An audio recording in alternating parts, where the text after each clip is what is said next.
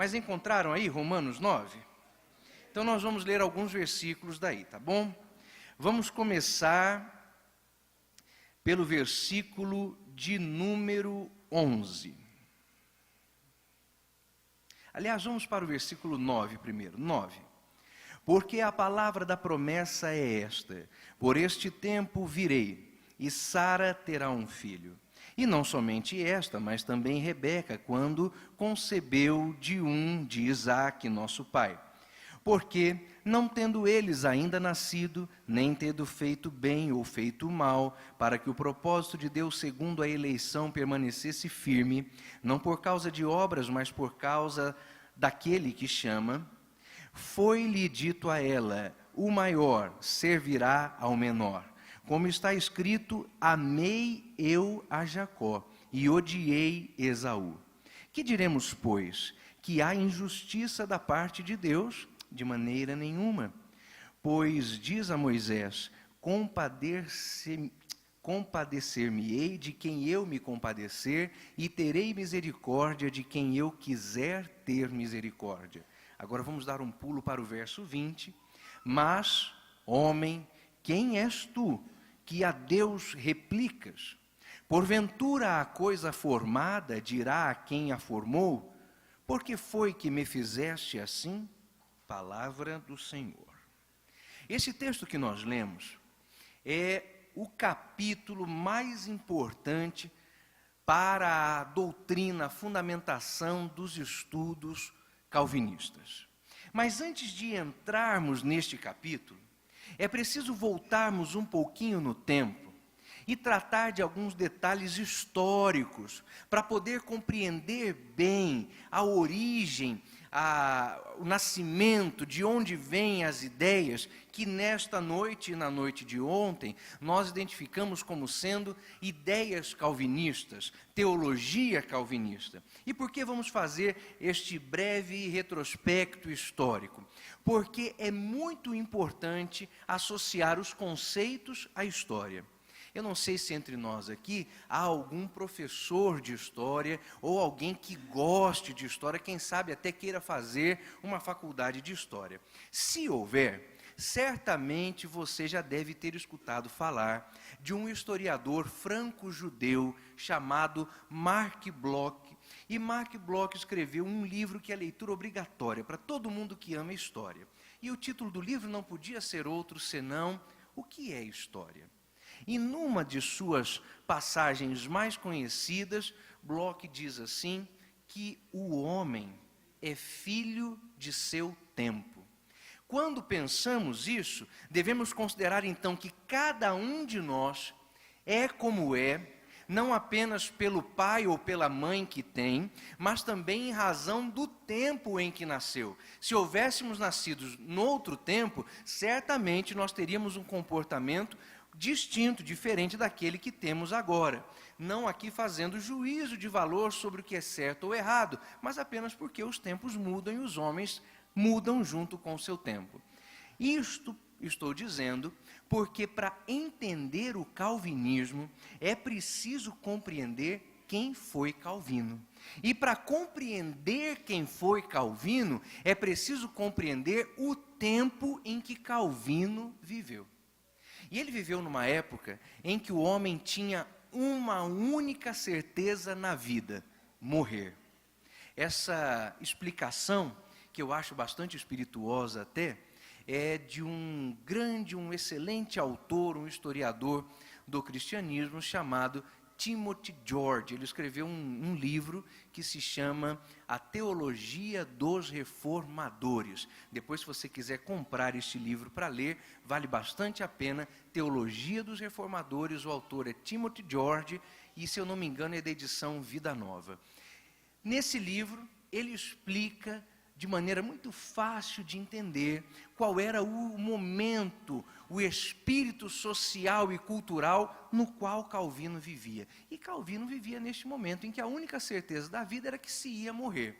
E as pessoas esperavam morrer, não como você está aguardando morrer. Quem sabe você está esperando aí fazer 80 anos, 85, ficar mais fraquinho, mais debilitado e morrer.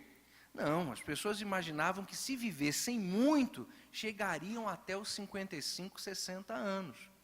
E se tivessem sorte, iam morrer de doenças brandas, porque corria-se o risco de morrer de doenças muito severas.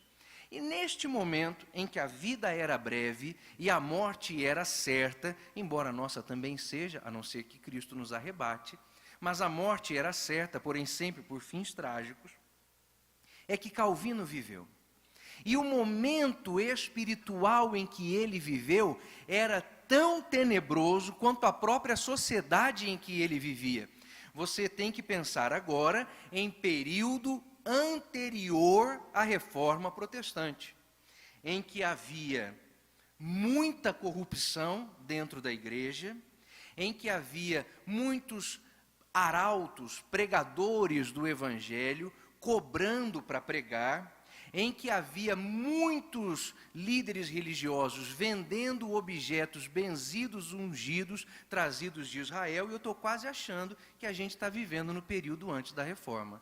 De repente eu me confundi aqui e comecei a falar da época em que nós estamos vivendo. Deus que nos ajude. Esse era o tempo de João Calvino. E Calvino, muito embora tenha saído desta igreja corrompida, deturpada, deve a sua formação a este mesmo sistema que ele combateu. O pai de Calvino era advogado. E ele prestava muitos serviços a clérigos, cônegos, padres, bispos. Então era aquele tipo de homem que estava nas entranhas do poder, conhecia as histórias escabrosas de muita gente poderosa. Todo mundo devia favor ao pai de Calvino. E aí Calvino descolou, o pai de Calvino descolou para o seu filho que ele, aos 13 anos de idade, fosse indicado como padre responsável de uma paróquia. E é claro que Calvino não ia rezar missa. Então Calvino, aos 13 anos, era um padre fantasma. Não ia para a missa. Contrataram um outro padre que ganhava um salário bem menorzinho que aquele que Calvino ganhava para fazer a missa, e Calvino recebia em seu favor o ordenado sacerdotal, que foi como o pai dele usou para pagar boa parte dos seus estudos. Isso estou contando não é para demérito de Calvino, não é isso, porque a culpa nem pode recair sobre ele. Ele não pediu, pai, me arruma aí uma igreja para eu dirigir, só para eu receber, não preciso nem ir lá. Foi o pai de Calvino que conseguiu isso aí para ele. Mas ele deve, então, sua formação, em grande parte, a este cabide de emprego que o pai conseguiu para ele. Mas Calvino não concordou com isso, tanto é que abandonou a estrutura do catolicismo, tornou-se um dos principais reformadores.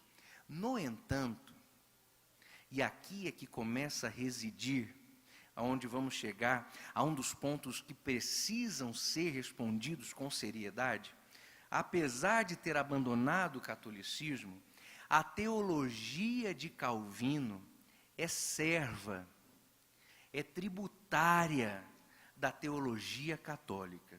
E por quê? Porque no tempo de João Calvino, a maneira como as pessoas estudavam, o próprio sistema educacional era muito distinto de como hoje nós estudamos. Vocês já observaram que hoje é possível obter um diploma de um curso superior, fazendo uma faculdade com apenas 2 anos de duração? Com 2 anos, num curso de tecnólogo, você sai com um diploma de curso superior. 3 anos, se você quiser só a licenciatura, e se quiser um bacharelado, 4 ou 5 anos, dependendo da área em que se está. No tempo de que estamos falando de Calvino, de Lutero e seus pares, um bacharelado não era cursado em menos de 10 anos. Você já imaginou um negócio desse? 10 anos. E quando um bacharel em teologia era formado, significava que ele havia recebido da Igreja Católica uma autorização para ser expositor, comentarista das sentenças de Abelardo. O que são as sentenças de Abelardo? Irmãos, é um livro complicado, chato pra chuchu, difícil de entender. E 90% do conteúdo desta obra não é de Abelardo, é de Santo Agostinho, que viveu 1000 anos antes de Calvino, de Lutero, dos reformadores. E como nós vimos ontem, está em Agostinho o início desta tradição calvinista ou dessa tradição de predestinação. É assim, então, que nós devemos compreender o calvinismo. Ele deve ser entendido à luz de quem era Calvino. E quem era Calvino? Aí você põe lá no seu Facebook, hashtag mandatário de Genebra. Porque em Genebra, o chefe era Calvino. Falei isso ontem, mas só para não deixar de dizer, Calvino mandava e desmandava. Fazia o que desejava em Genebra. Tanto é assim,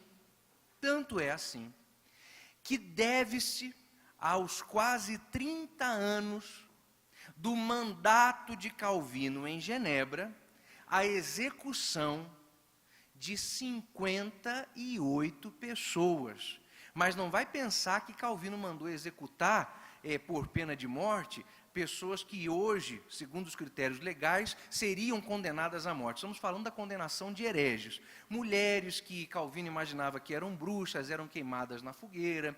Homens que discordavam dele, eram queimados na fogueira. E desses 58 casos de condenação à morte, o mais famoso é o do médico espanhol Miguel de Serveto. Miguel de Serveto tinha um desentendimento com Calvino quanto ao batismo infantil. Calvino era a favor do batismo infantil. Miguel de Serveto era contra. Então, pelo visto, se nós estivéssemos em Genebra, amigos, para nós também, porque a gente não batiza crianças. E Miguel de Serveto também tinha um desentendimento com Calvino por causa da Trindade. O que também acho que ia mandar alguns de nós para a fogueira, porque você concorda comigo que explicar a Santíssima Trindade é um desafio que a gente não consegue vencer? Domingo passado foi aula sobre isso, inclusive, se eu não estou enganado, na Escola Bíblica Dominical, não é isso mesmo? Foi. Irmãos, você vai falando sobre Trindade, de repente você pensa, estou entendendo. Não, não estou mais entendendo. Aí o que Calvino faz? Fogueira nele.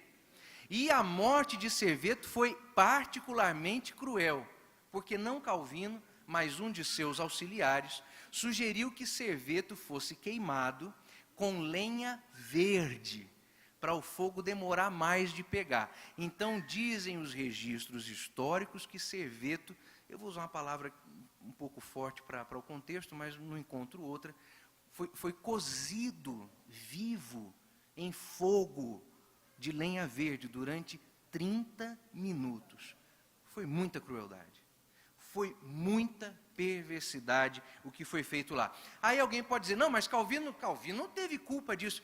Teve um camarada que cuidava de como é que as mulheres e os homens poderiam pentear o cabelo, não ia determinar como é que alguém morria na forca ou na fogueira? Um homem que controlava o formato do telhado das casas, será mesmo que ele não teve influência sobre a morte de Serveto? Teve sim. Então, esse era o Calvino de que estamos falando.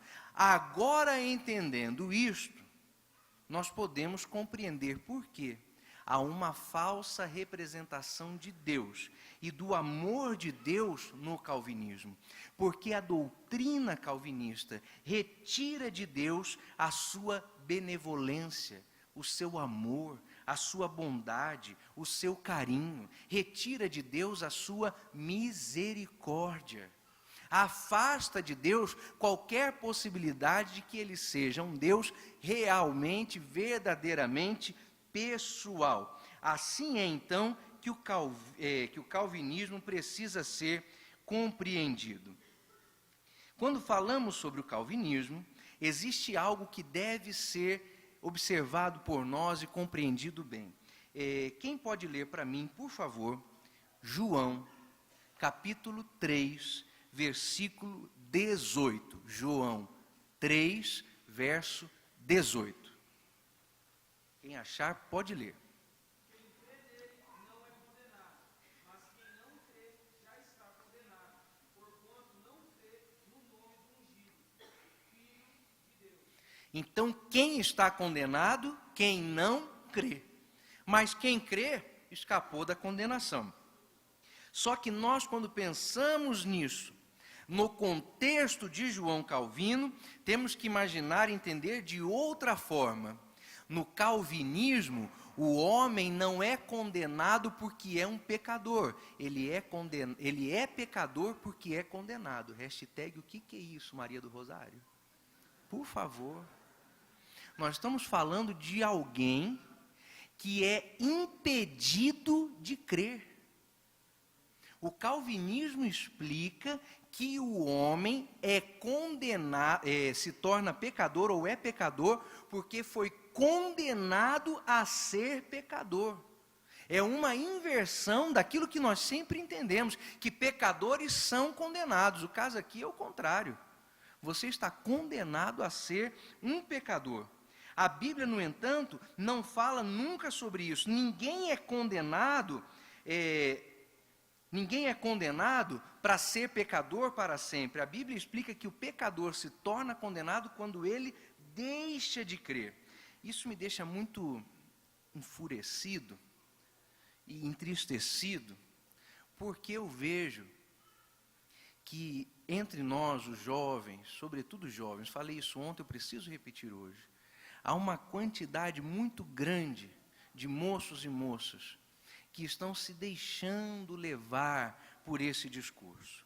Aí, quando terminou ontem o culto, numa conversa com alguns dos irmãos, surgiu a seguinte indagação, a seguinte pergunta: se é tão errado o calvinismo, por que homens que nós reputamos serem tão cultos, tão inteligentes, estão divulgando e pregando o calvinismo de forma tão assintosa?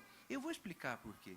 Não é exatamente porque estes homens sejam maus, porque até creio que não são, não. Muito pelo contrário. Há muitos calvinistas verdadeiramente piedosos, assim como há irmãos arminianos piedosos de verdade. Há calvinistas que não são boa gente, como há arminianos que também não são. Mas quando eu estou falando aqui dos maiores expoentes do calvinismo, por que eles pregam isso se é tão antibíblico? É porque eles foram forjados, ensinados, doutrinados nisso desde os primeiros passos da sua fé. Foi a única porção da verdade ou da palavra que lhes foi exposta e exposta de forma errada, de maneira equivocada. Por isso eles são calvinistas. Eles serem calvinistas não me deixa preocupado. Me deixa preocupado quando eu vejo pessoas que passaram boa parte de suas vidas dentro das Assembleias de Deus, sendo alimentados com a palavra, instruídos na verdade e depois se deixam levar por um vento de doutrina desse aí. Algo que não é presente, não está presente nos fundamentos, nos primórdios da fundação cristã, nos fundamentos cristãos. Algo que não estava presente nos ensinos apostólicos, nem nos pais apostólicos, só foi aparecer por causa do bispo católico Santo Agostinho, já no V século. E aí você, que é exposto à verdade desde pequeno lá na escola bíblica dominical, de uma hora para outra pensa assim: não, esse negócio de arminiano, de livre-arbítrio, isso é coisa de assembleiano burrinho. Eu sou inteligente, então agora eu sou calvinista. Quem falou que calvinista é mais inteligente? E quem falou que assembleiano é burro? É a maneira como nós nos percebemos, como nós nos entendemos. De fato, houve um momento na história das Assembleias de Deus em que a nossa membresia, os irmãos que compunham as Assembleias de Deus, eram mesmo dos mais humildes que a sociedade brasileira tinha, porque só a Assembleia de Deus, parece, é que teve o cuidado e o zelo de evangelizar nos lugares menos favorecidos. Então, houve uma época em que era difícil você encontrar dentro da igreja, principalmente nas Assembleias de Deus, alguém que tivesse o ensino médio ou o antigo 2º grau. Se você perguntasse há 30 ou 40 anos atrás, quem aqui tem faculdade? Dificilmente haveria uma ou duas mãos levantadas. Mas se eu perguntar agora aqui, quem já fez ou está fazendo faculdade? Deixa eu ver. Olha aí.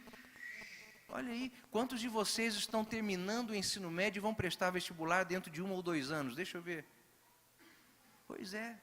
É outro tempo. é outro momento. Então não há de se pensar e dizer mais, porque a nossa igreja é uma igreja de coitadinhos. Nunca foi, mas principalmente agora ela não é. Então esqueça isso. Se você pensa que calvinismo é coisa de gente inteligente, porque arminianismo é coisa de assembleiano burrinho, você não conhece as Assembleias de Deus que eu conheço. Irmão, logo comigo que me chamo Gunnar Berg? Não, de jeito nenhum. Não vai funcionar. Então, como é então no calvinismo? O homem não é condenado porque é um pecador. Ele é pecador porque é condenado. Não, mas eu queria me arrepender. Não vai, você vai ser pecador o resto da sua vida. Ponto final. Para você, não. Mas o outro lá não quer Jesus, não, mas ele vai para o céu mesmo assim. É assim que funciona dentro do calvinismo. Não pode ser, portanto, a maneira como nós vamos entender as coisas. Mas não existe ninguém que resista à graça de Deus. Irmãos, os calvinistas dizem isso, que a graça de Deus é irresistível. Já já nós vamos ver os pontos principais do calvinismo. Que a graça de Deus é irresistível. Quer dizer que se eu hoje estivesse aqui pregando e fazendo um apelo, você, ao ser tocado pela graça, viria para frente de qualquer jeito, porque a graça é irresistível. Aí você pode pensar assim, mas espera aí, se isso fosse verdade, toda vez que o apelo fosse feito na igreja, os descrentes viriam todos eles à frente. E a gente sabe que não é assim. Às vezes tem 4, 5 almas na igreja, não convertidas, e o pregador insiste no apelo, insiste porque é necessário insistir, e as almas voltam para casa sem Jesus. Então a graça, ao contrário do que é dito pelo calvinismo, não é irresistível. É possível que as pessoas resistam à graça. Você concorda comigo? Só que o calvinista dá uma explicação bem singela para isso aí. A graça é irresistível, sim, mas só para o eleito. Porque o sujeito que resistiu não era eleito. Porque se ele fosse eleito, ele tinha vindo para frente. Puxa, mas aí é muito fácil você fazer teologia, não é? Isso é quase silogismo. Comprar um carro barato é fazer um bom negócio. Eu comprei um Fusca 69, 100 rodas e paguei R$2. Eu fiz um bom negócio? Não, isso é silogismo. Aí dizer que a graça é irresistível só para o eleito é a mesma coisa. É induzir a pessoa ao erro. Quando estamos falando sobre a graça, entendemos pelas Sagradas Escrituras que a graça, como dom gratuito, que é a própria salvação que Deus dá, irmão, ela é maravilhosa, ela é incrível, ela é sobrenatural, ela só não é irresistível. Ela pode sim ser resistida, em razão da manifestação do livre-arbítrio. Quando falamos sobre a graça irresistível, devemos então entender verdadeiramente, ela é maravilhosa, mas ela não é irresistível. Então, o calvinismo diz que a graça é irresistível apenas aos eleitos. Os eleitos não resistem. Os não eleitos sequer são expostos à graça. A prova de que não existe, então, um grupo de eleitos em detrimento de um grupo de condenados está num versículo que vamos ler agora. Mas só para deixar claro antes de ler o versículo, se existe um grupo de eleitos, é porque existe um grupo de não eleitos. Se existe um grupo que vai forçosamente para o céu, existe um grupo que forçosamente vai para o inferno. E dentro da dinâmica calvinista, estes grupos vão para o céu ou vão para o inferno por determinação de Deus. John Piper, você já deve ter escutado muitas mensagens dele no YouTube, diz o seguinte, que a morte do condenado ao inferno glorifica a Deus. Mas quando você abre a Bíblia em Ezequiel 33:11, diz assim: vivo eu, diz o Senhor Deus, que eu não tenho prazer na morte do ímpio, mas sim em que o ímpio se converta do seu caminho. Então nós estamos diante de um ensino teológico que é antibíblico, mas é flagrantemente antibíblico. Onde já se viu dizer que Deus é glorificado na morte de um ímpio? Quando alguém morre sem Jesus, não há glorificação nenhuma, pelo contrário, há tristeza, há prejuízo. Significa que a igreja talvez não tenha feito direito a tarefa evangelizadora que Deus concedeu a ela fazer. Mas na cabeça dos calvinistas, o Senhor Jesus Cristo morreu e a sua graça irresistível se manifesta apenas a um grupo muito restrito. Mas o que é que diz João, capítulo 3, verso 16? Você sabe de cor esse versículo. O que diz lá? Porque Deus, que deu seu Filho unigênito para que não pereça a vida eterna. Mas veja aí, porque Deus amou ao mundo. Aí eu pergunto a você, o que é o mundo? E você vai me responder o quê? Ah, irmão, o mundo é o mundo, né? O mundo redondo, o mundo. O mundo é todas as pessoas, de todas as eras, de todos os lugares. Mas na hermenêutica calvinista, o mundo é só o mundo dos eleitos.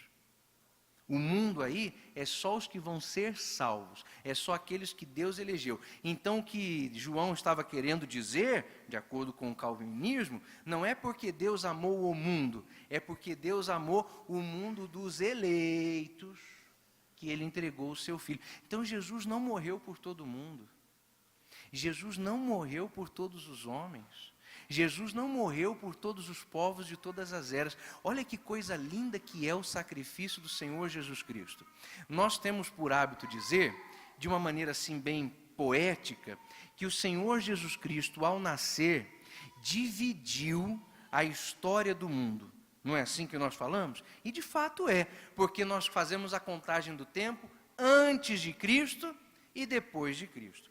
Mas mais que o próprio nascimento, considere agora a morte e a ressurreição de Cristo. Quando Jesus morreu na cruz do Calvário, era tão grande o poder da salvação que emanava dele, que Cristo salvou perspectivamente e retroativamente. O que significa isso? Todo mundo que viveu e morreu antes de Cristo, na esperança messiânica, foi salvo. Todo mundo que vive e morre depois de Cristo, na esperança do Messias, seria salvo. Cristo morre e Ele salva para trás de si e para a frente de si. Agora imagina comigo qual que é a angústia, qual que deve ser a dor de você passar a vida inteira sem saber se a morte de Jesus é por você. Porque se estiver certo esse negócio, mas graças a Deus não está, Jesus teria morrido apenas pelo mundo dos eleitos. Hashtag oi? É isso mesmo? Que Cristo só morreu por uns, não morreu por todos? Imagina a angústia de ser calvinista, passar a vida inteira dentro da igreja sem saber se é eleito. Irmão, eu parava de vir no culto. Não, pastor, dá licença, eu não sei se é ou não. Se for também, não adianta eu vir. Qual o problema? Por que eu vou vir? Se eu sou eleito, fecha a igreja, gente, fecha a igreja. Quem tiver que ser, será. Pronto, e acabou. Como a base teológica da reforma foi agostiniana, certamente o calvinismo não teria qualquer chance de se multiplicar entre os primeiros cristãos. Se você olhar os ensinos de Paulo, eu vou explicar já já Romanos 9. Se você olhar com atenção os escritos de Paulo, Pedro, o Evangelho de Lucas e o livro dos Atos dos Apóstolos, os escritos de João, que são os textos principais e essenciais no Novo Testamento, você não encontrará nada que dê margem para o entendimento de que Deus, eu vou usar a expressão assim, você vai entender, de que Deus é calvinista, de que a salvação é segundo Calvino explicou. Não vai. Se você entregar uma Bíblia na mão de um novo convertido e mandar ele ler, e dizer assim para ele, ó, você vai pegar essa Bíblia, vai ler, e você só vai sair daqui depois que você ler a Bíblia inteira. Ele vai fechar a Bíblia no final, lá no Apocalipse, vai dizer assim, eu sou arminiano. Não tem como extrair calvinismo nas Sagradas Escrituras, não tem. Se você olhar o fundamento teológico do cristianismo, não existe esta eleição que nós estamos tratando aqui segundo o âmbito do calvinismo. Não faz parte da teologia que está nas Sagradas Escrituras. A palavra de Deus não dá qualquer elemento para isso. Se nós entendêssemos que estivesse correta a interpretação calvinista das Escrituras, nós estaríamos falando de um Deus que se encarregou e se encarrega e se encarregará de fazer o homem pecar. Vocês já brincaram daquela brincadeira aonde cola um papel na testa que está escrito o nome de um personagem? E aí você que está com o papel colado na testa fica perguntando quem eu sou, o que eu faço para descobrir o que é o personagem. Já brincaram disso aí? Se eu colocasse um de vocês aqui na frente, com um papelzinho, um nomezinho na testa, você começasse a fazer perguntas, quem eu sou? Aí nós vamos dizer assim, você é espiritual, é um ser espiritual. Ah, um ser espiritual. Eu sou bom ou sou mal? Aí eu ia ter que responder assim, depende do ponto de vista, né? Eu ajudo os homens ou eu atrapalho os homens? Não, você atrapalha os homens. Ah, eu faço os homens pecarem? Sim, eu faço os homens pecarem. Ah, então eu sou o diabo. Não, você é Deus na concepção de Calvino. É um pouco forte, mas é o que é. Porque Deus cria o homem, separa o homem em dois grupos, diz, você vai pecar, você também vai pecar, mas você eu vou salvar e você não. E faz e promove o pecado. Irmão, na teologia de Calvino, o diabo está sem emprego. O que ele vai fazer? Rapaz, deve ser bom ser diabo em Genebra, é só ficar sentado olhando. Não tem mais o que fazer. Não tem mais o que fazer. É um caso sério, é um problema terrível. Então, observe bem o que diz a palavra de Deus. Tiago, capítulo 1, versos 13 e 14. Ninguém sendo tentado, diga, de Deus eu sou tentado, porque Deus não pode ser tentado pelo mal e a ninguém tenta, mas cada qual é tentado quando é atraído e engodado pela sua própria concupiscência. Então Deus, o Senhor Jesus Cristo, morreu em favor de todos os homens, de todos eles. Deixa eu voltar aqui. Se Cristo morreu por todos, é certo que Ele morreu por mim. Mas se Ele morreu só por alguns, pode ser que Ele tenha morrido por mim. Hashtag está difícil. Como é que eu vou viver desse jeito? Sem saber se eu sou alvo ou não da graça de Deus. E no final de tudo, você para pensar o seguinte, se eu não fui eleito, mas eu peco porque Deus me mandou pecar, puxa, eu sou muito obediente na verdade, eu merecia ir para o céu. Eu estou fazendo o que Deus mandou, o problema todo é esse aqui. Aí nós chegamos então ao capítulo 9 do livro da carta de Paulo aos Romanos. Esse capítulo 9 é difícil, parece complicado, intrincado, principalmente por causa de Romanos capítulo 9, versículo 20, que nós lemos aqui na leitura. Mas quem és tu, ó homem, para questionar a Deus? Acaso aquilo que é formado pode dizer a quem o formou, por que foi que me fizestes assim? Aí quando você lê esse versículo, dá até uma estremecida, não é? Peraí, parece que nós achamos a teologia calvinista aqui dentro das Escrituras, vamos olhar melhor. Está dizendo que a gente não pode questionar a Deus. E aqui, antes de explicar, eu preciso fazer justiça aos calvinistas. quando eles dizem que nós não podemos questionar a Deus, que Deus determina quem vai ser salvo, que a graça não pode ser resistida, eles não estão fazendo isso de má fé. Eles estão fazendo porque entendem que essa é a maneira pela qual eles podem glorificar a Deus com a sua liturgia. Ou melhor, com a sua teologia. Eles entendem que essa seria a maneira pela qual Deus seria glorificado. Acontece que quando falamos de Romanos capítulo 9, as aparentes dificuldades se somem, desaparecem, quando você utiliza um princípio de interpretação bíblica que é simples e é obrigatório na hora de interpretar as Escrituras. Alguma vez você já leu algum texto da Bíblia e ficou olhando e pensando assim, não, esse aqui é difícil, eu não vou entender esse negócio não. Já teve isso com você? Comigo já teve. Quem dizer que nunca passou por isso, irmão, é igual quem dizer que nunca mentiu, já é mentiroso. Está lá na Bíblia. Então sim, existem textos da Bíblia que a gente fica olhando e pensa, nunca vou entender esse negócio. Que complicação.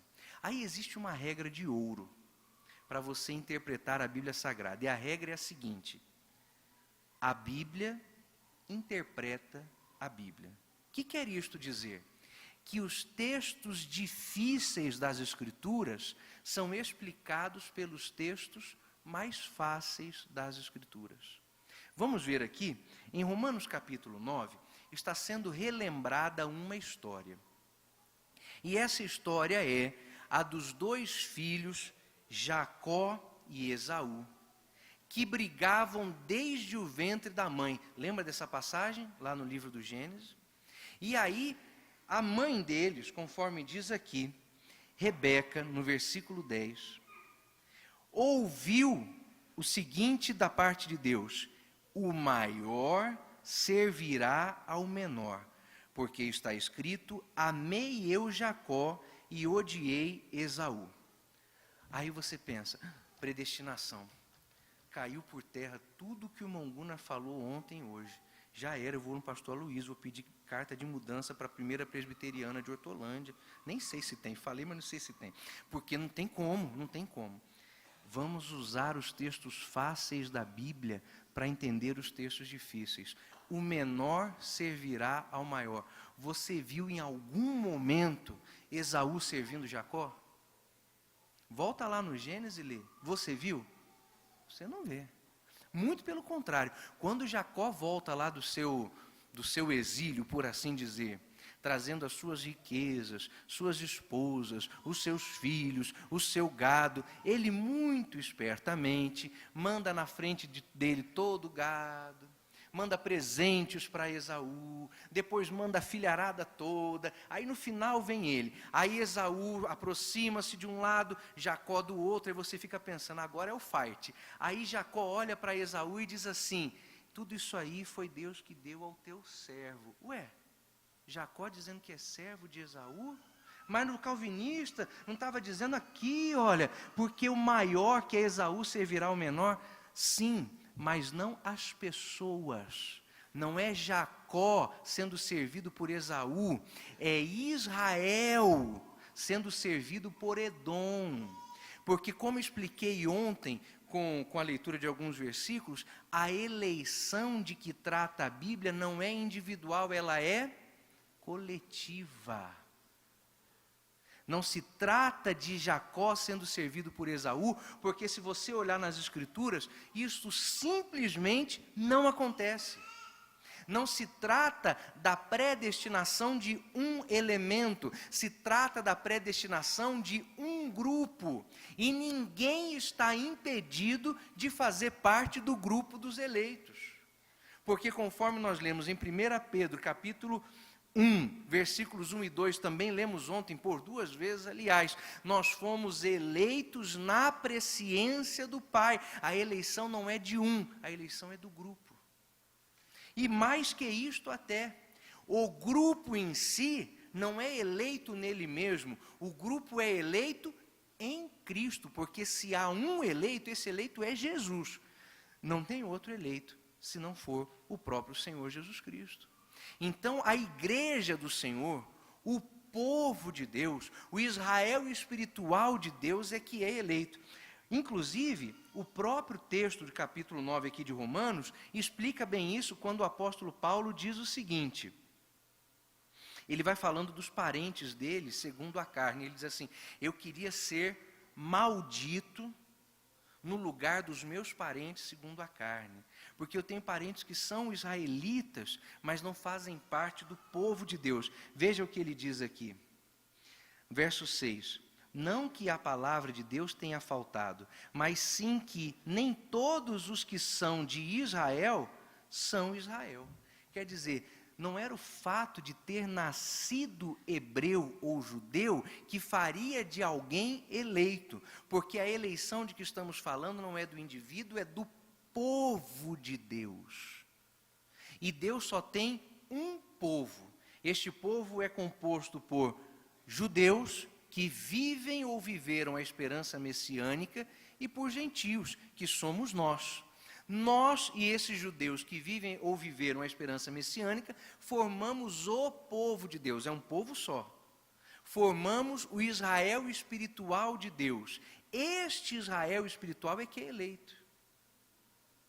De vez em quando alguém vem me perguntar assim, tá, mas irmão, por que Deus escolheu Abraão? Esquece, Deus não escolheu Abraão, Deus levantou um povo a partir de Abraão. Você já esqueceu isso? Em ti serão benditas todas as famílias da terra. De ti, Abraão, eu levantarei uma descendência, um grupo que será como as estrelas no céu. Realmente, se você ficar pensando assim, puxa, escolheu Abraão, não me escolheu, aí você vai ficar achando que Deus pretere alguns em favor de outros. Escolhe uns em detrimento de outros. Mas nós estamos falando que Deus formou um grupo eleito em Cristo, e você pode fazer parte do grupo eleito em Cristo. Você não está impedido disso, muito ao contrário.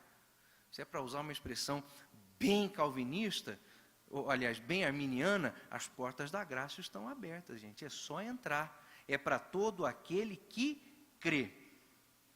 Daí eu fico pensando, se Cristo morreu por todos, então é certo que Ele morreu por mim. Mas se Ele morreu só por alguns, pode ser que Ele tenha morrido por mim. Mas aí você tem aqui o versículo 20. Mas, ó homem, por que, ou quem és tu que a Deus replicas? Porventura a coisa formada dirá a que formou, porque foi que me fizeste assim? Ou não tem o oleiro poder sobre o barro para da mesma massa fazer um vaso para honra e outro para desonra? E que direis se Deus, querendo mostrar a sua ira e dar conhecimento de seu poder, suportou com paciência os vasos da ira preparados para a perdição, mas que também desse a conhecer riquezas da glória nos vasos de misericórdia, dos vasos de misericórdia que para a glória já dantes preparou? Os quais somos nós, a quem também chamou, não só entre judeus, mas entre gentios. Não, irmão, mas está falando aí, ó, de antemão preparou. Sim, mas você não pode fazer doutrina em cima de um texto isolado. Senão, o que você vai fazer com 1 Pedro 1 e 2? Vai jogar no lixo? Vai jogar dentro de um vaso desse de ira e tacar fogo? De antemão preparou, porque foram eleitos na sua presciência.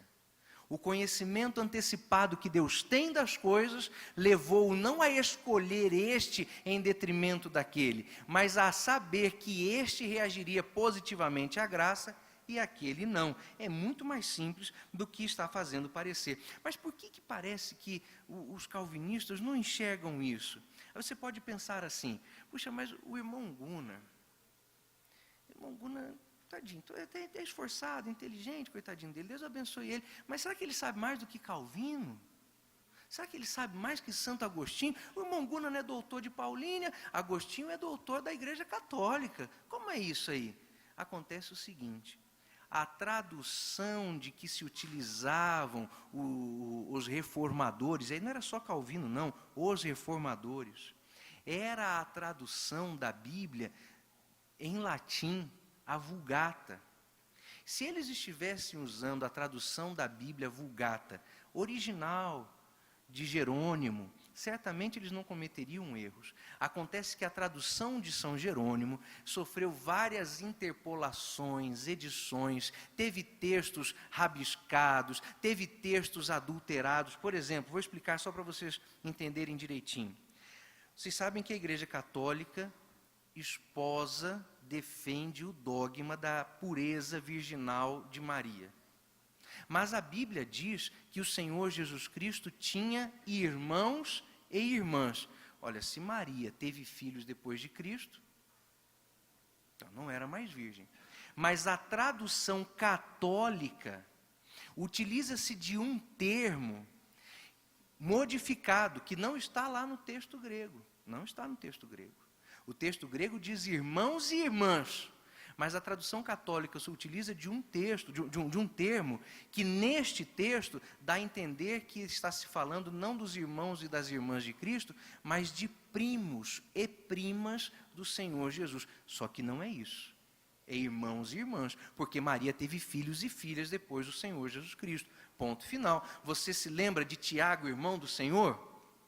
E vai aparecer em algumas traduções católicas como Tiago, parente do Senhor. Não, é irmão do Senhor. Então, qual era a tradução que os reformadores utilizaram durante bastante tempo, e Calvino, inclusive? Esta aí, comprometida, a tradução Vulgata, não o texto de Jerônimo, mas o texto de Jerônimo adulterado. Não tinha como dar certo. Aí, quando alguém se converte dentro das igrejas de confissão calvinista, o que já entrega na mão do camarada? Toma aqui a Bíblia de Genebra, vai ler, vai estudar. Cheia de erro. Cheia desta teologia calvinista comprometida.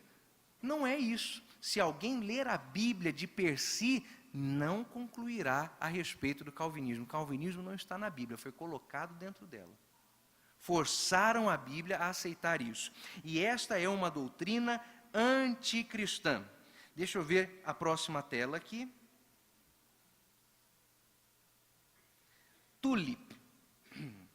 Eu não sei se vocês já viram, se sabiam e esqueceram, mas o calvinismo tem um emblema, tem um símbolo, que é uma flor chamada tulipa. Quem sabia disso aí? Deixa eu ver. O Mike sabia aí, muito bem, alguns irmãos, parabéns. Tulipa, por que tulipa? Em inglês ali, tulip é um acróstico. Quem gosta de literatura sabe o que é acróstico. Acróstico é quando você faz um poeminha, você pega uma palavra e cada letrinha da palavra você inicia um verso. Aí as mocinhas principalmente, né, quando estão perdidas ali nos primeiros amores e paixões da adolescência, lá pelos 13, 14 anos, gostam de fazer acrósticos. Pega o nome do rapaz e cada letra do nome do rapaz faz uma frasezinha romântica. Tá? Pois é. Eu acho que estou falando isso porque a minha menina tem 2 anos. O dia que ela tiver 13, eu vou ter que tirar a cinta e bater nela para ela não fazer. Mas tulip é um acróstico. Cada letrinha ali significa uma coisa dentro da ideia do calvinismo. E você vai ver que são coisas aparentemente certas, mas quando você olhar mais de perto, você vai ver que está errado. Então vamos para a letra P, para a letra T, de total depravação. Total depravação. Aí você para pensar, não, realmente, o camarada que não tem Jesus é um depravado. Está certo, Calvino. Inclusive tem versículo para isso. Quem pode ler, por favor? Romanos 3, versículos 10, 11 e 12. Quero que alguém leia, vamos lá. Romanos capítulo 3, versos 10, 11 e 12. Quem pode ler para mim?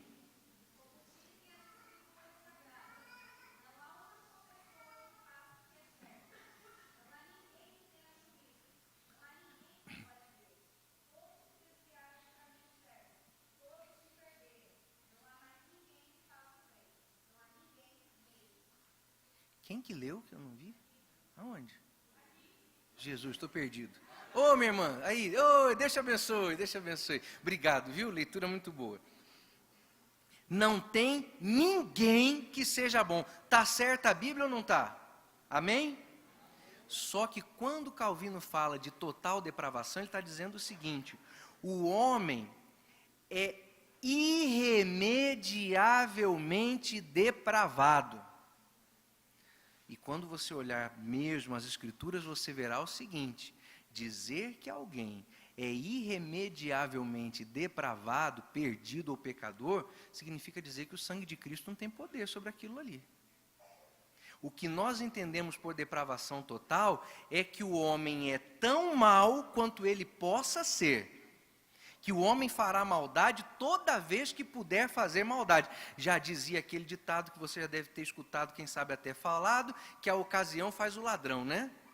Na verdade, a ocasião revela o ladrão. Quem se lembra de alguns meses atrás, lá no estado do Espírito Santo, quando a polícia resolveu fazer greve, e aí a turma foi para a rua roubar, saquear. Aí você olhava nas imagens da televisão, não era gente com cara de bandido, né? Não era o pessoal que parecia até, né, legalzinho. Parava o carro na frente da loja, jogava tudo na caminhonete, ó.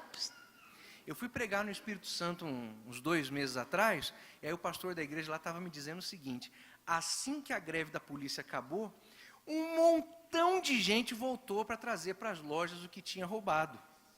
Com medo, né, por causa das câmeras de segurança, filmagem. Aí as pessoas invariavelmente diziam o seguinte: não roubei, eu peguei para evitar que alguém roubasse, estou trazendo de volta.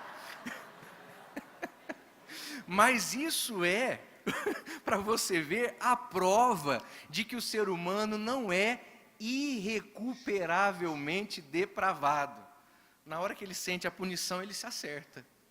Então, o homem é tão mau quanto ele tiver a chance de ser, mas não que Cristo não possa recuperá-lo. Depois a letra U, do inglês unconditional election, quer dizer, a eleição incondicional. Alguém pode ler ainda em Romanos, capítulo 8, verso 31. Romanos 8, 31. Quem achar, por favor, pode ler.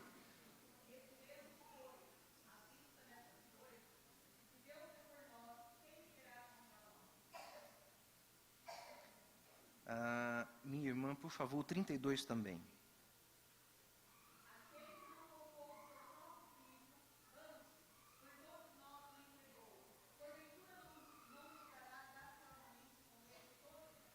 Eleição incondicional é o seguinte: não importa o que você faça. Se Deus colocou você para ir para o céu, você vai. Se Deus colocou você para ir para o inferno, você vai também. Aí o que é que nos diz aqui o versículo que foi lido? Que Deus, que não poupou sequer ao seu próprio filho, antes o entregou por quem? Não, mais forte. Antes os entregou por todos nós.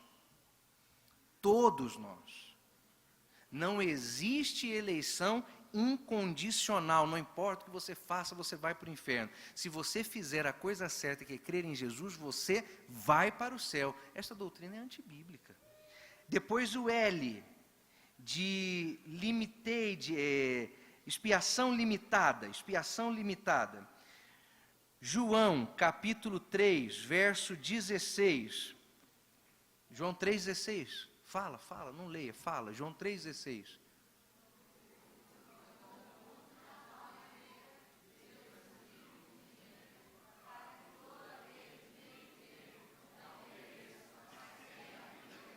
Todo aquele que nele crê.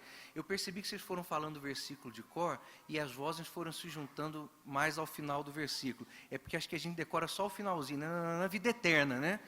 Vida eterna. Mas a parte importante era o começo, porque Deus amou o mundo. Então não existe isso de expiação limitada. Não morreu por uns, morreu por todos.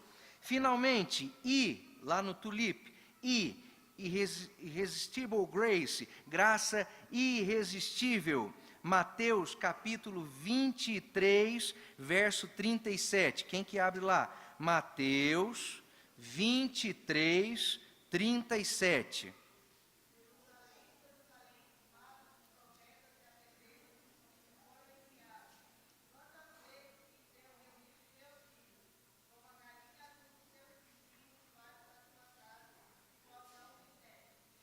Minha irmã, o finalzinho que você leu, o finalzinho, quantas vezes eu quis recolher-te, ajuntar-te, mas vós não quisestes. Deus quis. A graça quis. Jerusalém quis? Não quis. Então a graça não é irresistível. Você pode cantar, graça quão maravilhosa, a graça de Jesus, mas não vai poder cantar, graça quão irresistível, graça de Jesus. Aí é heresia, não funciona, não dá certo, porque sim, o homem pode resistir aos apelos da graça. E por último, Apocalipse, capítulo 14, 12. Este versículo que nós vamos ler, pessoalmente acho muito lindo, muito bonito mesmo. Apocalipse 14 e 12. Quem achar, por favor.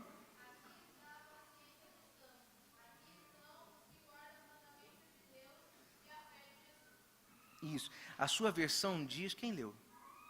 A sua versão diz, aqui está a paciência, não é? Mas a tradução usual para isto é, aqui está a perseverança dos santos. Esse é um ponto importante no calvinismo. Os santos perseverarão. Os que não perseverarem não são santos, não são eleitos, não são escolhidos. Mas com isso aqui, irmão, eu até concordo realmente, porque só vai ser santo depois que perseverar. Agora, o problema está em que eles invertem a ordem. O santo perseverará. Na verdade, é aquele que perseverar haverá de alcançar a santidade. Porque enquanto você estiver com vida, acredite no que eu vou te dizer, você pode perder a sua salvação. E, irmão, você falar isso perto de um calvinista, ele fica com o cabelo arrepiado. Arrepia tudo, passa o anjo do arrepio perto dele, mas pode sim perder a sua salvação. A coisa é tão grave nesse sentido, que essa semana o tio Nico colocou um vídeo no YouTube, no Facebook, sei lá o que é, dizendo que até o suicida vai para o céu se ele for eleito. Porque ele disse assim, o único pecado que não tem perdão é a blasfêmia contra o Espírito Santo. Então, se o camarada é eleito, mas se suicidar, não, tem coisa errada nessa história. Tem que ter. Morreu quebrantando um mandamento. Porque quando fala sobre não matará, não é só matar o outro, não, é a extinção da vida propriamente dita. Não é só matar aquilo que você está vendo, é matar o que você não viu também, como no caso do aborto, e a si próprio. Então chega-se num ponto com a teologia calvinista de defender aberrações como essa. Trata-se, portanto, de uma doutrina antibíblica e anticristã. Para finalizar, nos 2 minutos que me restam, eu quero colocar um pouquinho de água na fervura, porque senão é capaz de alguém sair daqui com um pedaço de pau na mão para arrebentar todo mundo que não for arminiano. Não é isso. Para entendermos as coisas, trazer um pouco de racionalidade ao nosso estudo bíblico e com isto encerrar. Não parta do pressuposto que os irmãos de confissão calvinista são mal intencionados. Eles não são. E não parta do pressuposto que todo mundo de confissão arminiana é santinho, porque não é verdade. Você está numa igreja de confissão arminiana e sabe disso tão bem quanto eu. Quando falamos sobre arminianismo ou calvinismo, estamos falando de uma tentativa de compreender a palavra de Deus. Eu preciso dizer, a bem da verdade, que o calvinismo erra muito mais do que acerta. Mas o arminianismo não acerta em tudo também. Tem os seus equívocos, tem seus pontos questionáveis. Existe um autor que escreveu 2 livros, o nome do primeiro é Contra o Calvinismo e o nome do segundo é Contra o Arminianismo. E ele aponta problemas e equívocos em ambos as linhas teológico-doutrinárias. Mas você não deve fazer disso um cavalo de batalha. Você não deve fazer disso uma caça às bruxas, uma perseguição. Quando estamos falando sobre isso, estamos falando de uma tentativa de compreender a maneira pela qual a graça nos alcançou. Se o calvinista entende que o eleito persevera, e nós entendemos que você persevera e vencendo se torna eleito, são apenas formas diferentes de dizer da mesma necessidade, que é de viver de maneira que agrade a Deus. Porque o eleito vive de maneira que agrada a Deus. E o que quer ser eleito, vive de maneira que agrada a Deus. Nenhuma das duas teologias abre mão da santidade, abre mão do relacionamento com Deus, abre mão da intimidade com o Senhor. Mesmo Calvino com seus erros, ou Armínio com seus muitos, mas não todos acertos, eram homens piedosos, de oração, de leitura, de meditação, que nós devemos ser também. Aliás, eu recomendaria que nós perdêssemos menos tempo debatendo Calvino e mais tempo tentando ser como ele era na sua vida espiritual. Só não vamos mandar ninguém para a fogueira, mas na sua vida pessoal espiritual, sim, era um homem de leitura e contemplação espiritual, coisa que a nós está faltando. Com isto, você leve para casa esses ensinamentos, suas anotações e se esforce para chegar aos céus. Porque ao que vencer, diz o final de todas as 7 cartas às igrejas da Ásia, ao que vencer, eu lhe darei. E depois disso vem 7 bênçãos especiais, uma declarada a cada uma das 7 igrejas. Então, quem perder, eleito, predestinado, calvinista, arminiano, o que perder não ganha o que Deus tem reservado para nós. Amém? Que Deus em Cristo Jesus abençoe a sua vida. E uma vez mais eu quero louvar a Deus pela oportunidade de estar aqui. Pastor Samuel, foi uma honra, uma alegria muito grande mesmo. Deus abençoe os irmãos.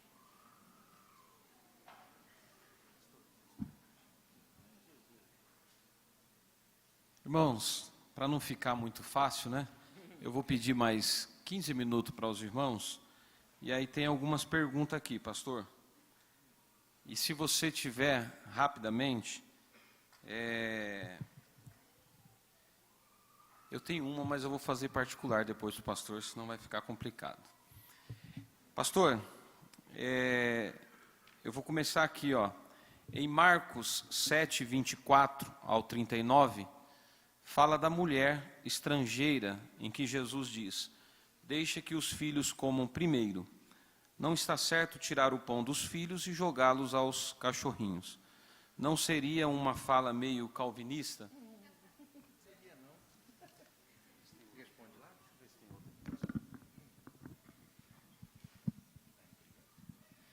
Marcos 7, 24. 24, 39. Isso.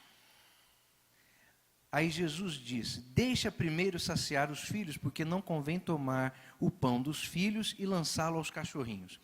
Não tem nada a ver com calvinismo, nem com salvação aqui. Para a gente entender, aí tem uma outra regra hermenêutica importante que deve ser aplicada aqui. Você precisa ver o contexto geral da passagem.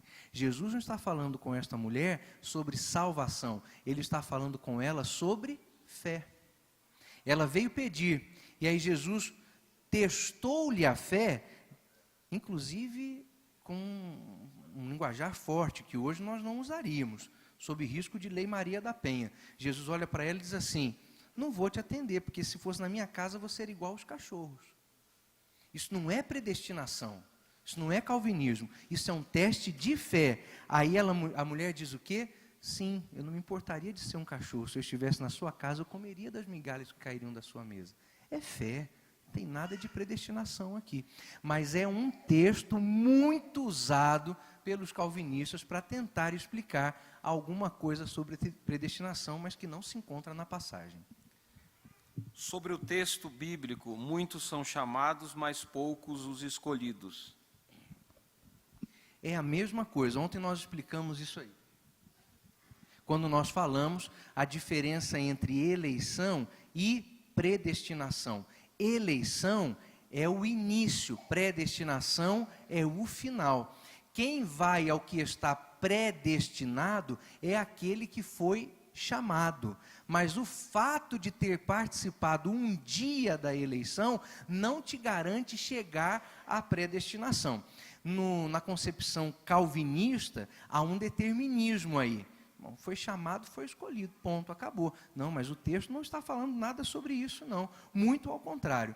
Há a possibilidade de alguém fazer parte do grupo dos eleitos e não chegar até ao destino dos outros eleitos, porque perderá a sua eleição. Então, este texto, na verdade, não confirma o calvinismo, ele confirma exatamente o que estávamos explicando desde ontem e hoje. O texto fala sobre a possibilidade, inclusive, de perda de sua salvação. Pastor, aquela questão que o senhor até mencionou, na questão do calvinismo, até o inimigo estaria desempregado, né? Então, aqui tem uma questão que é muito parecida com isso. Tem um amigo que estudou, isso aqui é a pessoa perguntando, tem um amigo que estudou muito sobre o calvinismo. Entretanto, este amigo se desviou e está cada vez mais afundado. Ele se baseia na eleição para dizer que pode continuar se afundando. Como, no caso, ajudar essa pessoa? Olha, de fato, aí nós temos uma questão, um posicionamento de hipercalvinismo. Nem todos os calvinistas concordam com o que ele está falando, com que essa postura, né, que essa pessoa adotou. E é bom que se diga isso, senão nós vamos achar que todo calvinista é doidão, vida louca, tal, porque não, de jeito nenhum. Os calvinistas, como eu disse no final da exposição, têm uma vida piedosa. Antes de ser calvinistas, eles são crentes. Eles foram salvos em Cristo Jesus. Eles só estão contando a história fora de ordem, mas foram salvos. Então, esse posicionamento aí é um posicionamento de hipercalvinismo. Se eu for eleito, não importa o que eu faça, eu sou eleito e acabou. E é muito comum, mais até do que a gente imagina, posições assim. Como é que ajuda uma pessoa dessa?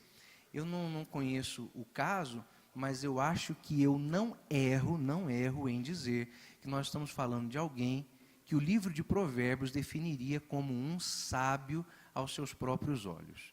Então, não vá perder tempo tentando combater calvinismo, porque você está diante de alguém que vive por predisposição de pensamento. Essa pessoa quer ser assim e não vai ser você que vai fazer com que ela deixe de ser. Quem é que poderá dar um jeito nessa situação? Só o Espírito de Deus, que é o único capaz de convencer do pecado, da justiça e do juízo. Mas pode ser que você ore muito, evangelize muito, testemunhe muito para essa pessoa e mesmo assim ela continue desse jeito e morra nos seus pecados. E aí você estará diante de um caso em que os calvinistas dirão, não era eleito, mas você chorará junto com Deus, porque Deus não tem prazer na morte do ímpio. Então, insista em orar, insista em pedir a ação do Espírito, mas é um caso muito difícil, porque é de predisposição de pensamento. Até porque não tem nada que garante que ele é o eleito também, né? Nem ele tem como saber, Mas é o discurso, né? Se eu sou, vamos embora assim mesmo, porque não tem problema. Estou eleito, então pronto. Mais alguma pergunta? Podemos terminar? Só chegou essas 3 aqui. Acho que o povo está com medo do frio, pastor. Irmãos, Deus abençoe.